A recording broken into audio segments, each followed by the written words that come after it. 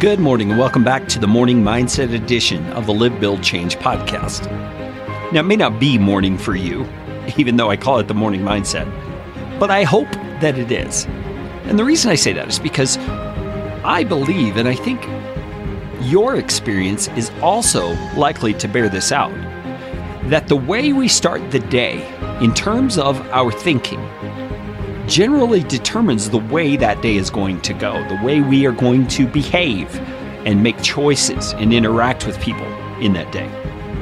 And so this little 5-minute inspirational shot in the soul, I often call it, is intended to be a morning thing. It's intended to help you the moment you wake up to put this on, grab a cup of coffee, and listen to encourage yourself in the way you should go, the way God says you should go. So just a quick little encouragement there. If you're not doing this first thing in the morning, maybe you work a night shift, great. The minute you wake up, pop this on or find your Bible and open it.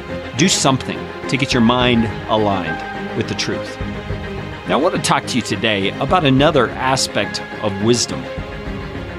And it's this issue the Proverbs often speak of honor versus shame.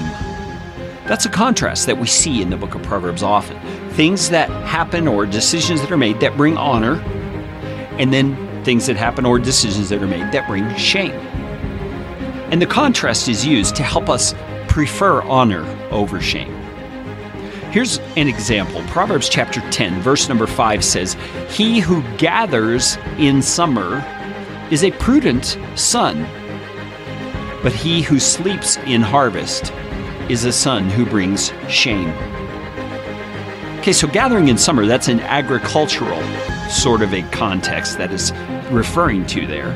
Gathering in summer is bringing in a harvest. It's preparing for the time of need, the winter. And he says the one who gathers is a prudent son. He's wise. He's doing what is best in the situation. But he who sleeps in harvest, so the one who's lazy, is a son who brings shame. See, and it's implying brings shame to his father, brings shame to his mother, brings shame to his family.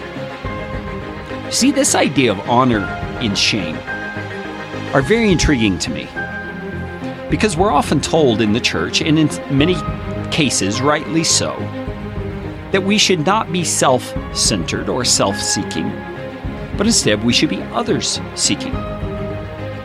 Yet the motivation in this particular verse, in many like it, is a self-oriented motivation. He's essentially saying, do you want to be the one who brings shame to your mother and father? Or do you want to be the wise son, the prudent son who does what is right?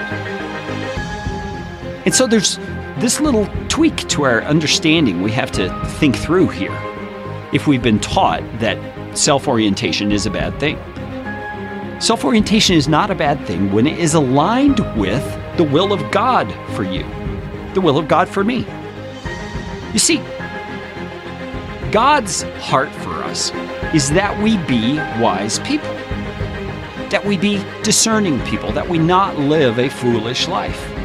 And when we desire those things for ourselves, it is God's will. We're living according to His desire for us. And yes, it's self-oriented, but it's self-oriented in a way that is submitting to the will of God.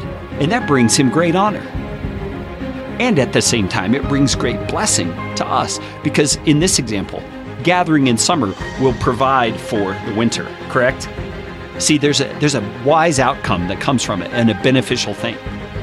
And so get it out of your head that being entirely self-oriented or doing things because of the benefit it will bring to yourself is a bad thing.